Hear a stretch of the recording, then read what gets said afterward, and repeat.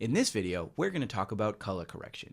Now, sometimes when you're working on a video project, you're going to find that you have footage that is maybe a little darker than you want it to be, maybe a little too washed out, maybe a little too warm, too cool.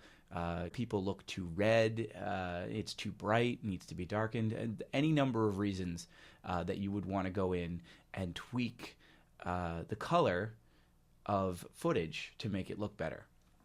So that's what we're going to do today, and I'm going to show you two ways to do it.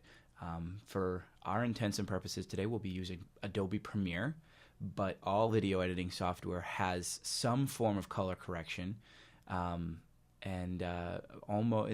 similar tools to do it with. So let's get right to it.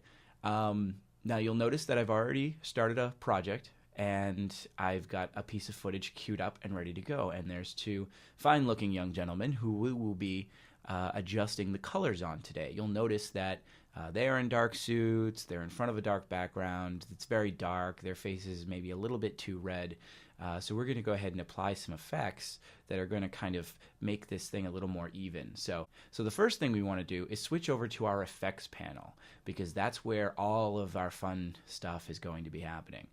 This is where we're going to be manipulating our tools. So to start with, video software like Premiere will come with a variety of auto adjust features, and you'll notice here on the effects panel we've got the auto color, auto contrast, auto levels, and that sort of does it for you. You drop that in and the computer kind of reads your image and says, okay, I think this is the best look for it. So that's one way to do it, and we're going to do that right now. We're going to drop the auto. We're just going to drop all of these in. Auto color, that brings it down a little bit so it's not so red. Auto contrast is going to go ahead and brighten that a little bit more so we can see a little bit more about where they are and what they're doing. And then auto levels is just going to finish up everything, get the flesh color back into their faces, brighten up the background a little bit more, even everything out. So now this looks fairly better than it did before. You can see stuff, they're not quite so red, maybe a little bit more washed out than we want them to be, but that's an easy fix because we can just come in here and tweak these until we get them to where we want them to be. We can adjust the black layer in the levels. We can adjust the white layer in the levels so that we can get that right feeling to it, and already that's looking much, much better. And the same thing with the rest of it. We can go into the auto contrast and mess around with the black and white levels there and there. This is good. This looks great. And this would be good, and we could run with this. Now, we'll clear these out, because what we're going to do now is we're going to go in and explore some other tools that we could use to do this that is a little more hands-on than what we just did. And the most important one that you can start with is brightness and contrast. And we're going to go ahead and drop that in. So we have our brightness and contrast options over here, and we're going to bring down these little sliders so we can actually move this around and get a feel for it. So as I said at the beginning, this is a little darker than I would like it to be, so we're going to just move this slider up, and suddenly the background begins to appear. All these other elements of the video that we couldn't see before begin to appear. Now, the important thing about brightness is you don't want to go too bright, because you wind up seeing a lot of stuff that you don't want to see. So we're going to bring that back, and we're going to drop it at about 15. And that's good, and that's nice and bright. And if I turn this off, you can compare.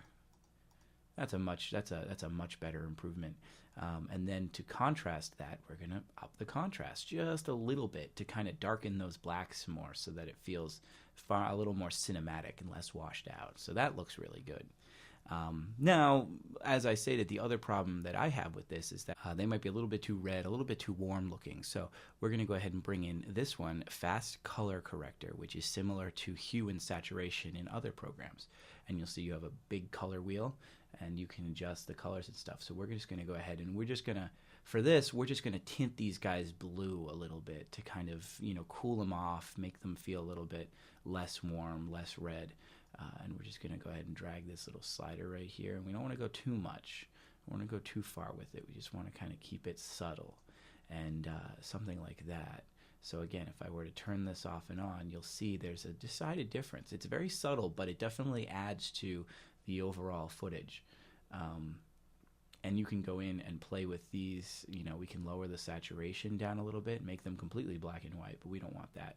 We're going to bring this up a little bit, and just kind of have them there. They're not so vibrant now. And as you can see, there's a variety of other things you can play with. You can, play with the levels of color within this, but we don't want to do that. There's a variety of other things you can do, and there's a huge array of other tools that you can use. And in terms of color adjustment, it really depends on the footage that you are working with and the look that you're going for. You can adjust the whole thing. And doing this now, it could be an action movie. Shifting this over, now it feels a little bit more like a horror movie. Or a period piece of some kind. So depending on what the feel is you're going for, you can experiment with these controls until you get the look that you want. And it's really just a matter of playing around and having fun with it and seeing exactly what it's capable of. But this was a little bit of an introduction to it, and I hope you enjoyed this video, and we'll see you next time.